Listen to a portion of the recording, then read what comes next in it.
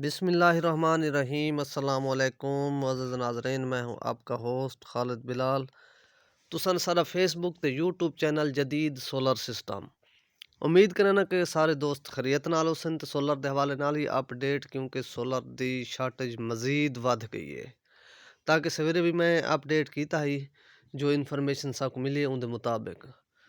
तां मज़ीद भी जेड़ी इन्फॉर्मेशन अज दी है उनके मुताबिक तो शेयर करने हैं, ताकि सोलर द मजीद अज दे विच बहुत ज़्यादा शार्ट थी गए। क्योंकि जिंदे कोलों भी माल थोड़े मुँह बच्चे पैन तो माल उन्हें रोक के दिन वेचण दा, तो जै भी वेचे अज तकरीबन जी सूरत हाल चली है 60 के उत्ते तले चली है। वही इवें समझ दसन दे विच जेड़ी पोजीशन आई है साढ़े लइए दे विच भी ही कदे बंदे कोलों माल रह गए।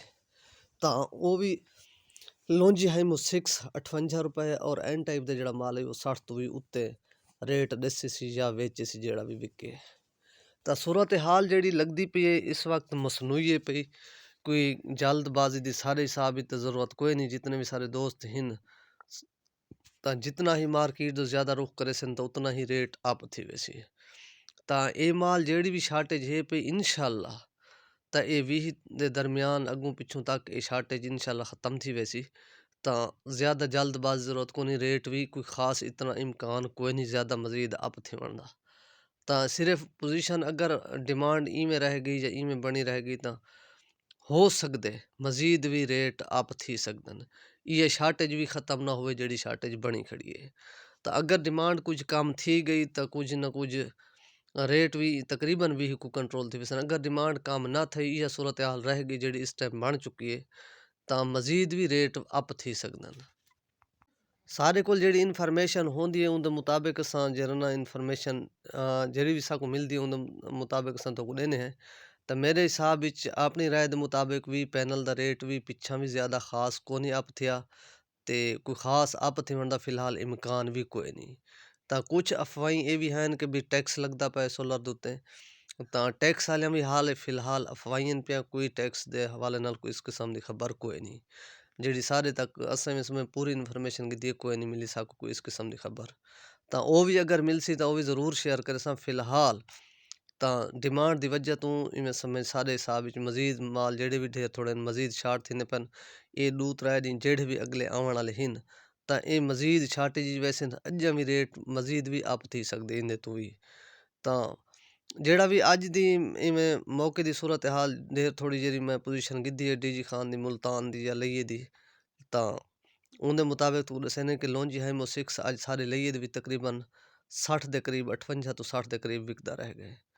तो मुल्तान भी इजा सूरत हाल दसेंदे पहन और डीजी खान भी इजा दसेंदे पहन।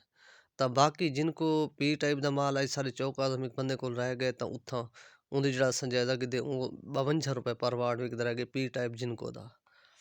तो बाकी भी इवें माल यानी कि मुख्तलिफ जिमें जिमें हैं तो वो मुकम्मल जितने माल भी हैं तो वो 50 तो उत्ते उत्ते विकते रह गए, 50 तो उत्ते सेल था। तो अल्लाह बेहतरी करे सी इंशाअल्लाह जेड़े ना 20 तक रेट कंट्रोल थी। मज़ीद भी इंशाअल्लाह जेड़ी इन्फॉर्मेशन मिल सी कल दी वो भी थोड़े तक शेयर करे सूँ। तो फिलहाल खबरां जेड़ियां आईयां पैन कि 20 तक तकरीबन माल पूरे मुल्क दे विच आम थी वैसी। तो जिस वेले माल आम थी सी रेट कोई ना कोई कितें रुक वैसी। तकरीबन तवक्कुआत ये है कि जितना रेट यानी कि अप था वाला इन पिछले सब का रेट उत्ते आ वैसी।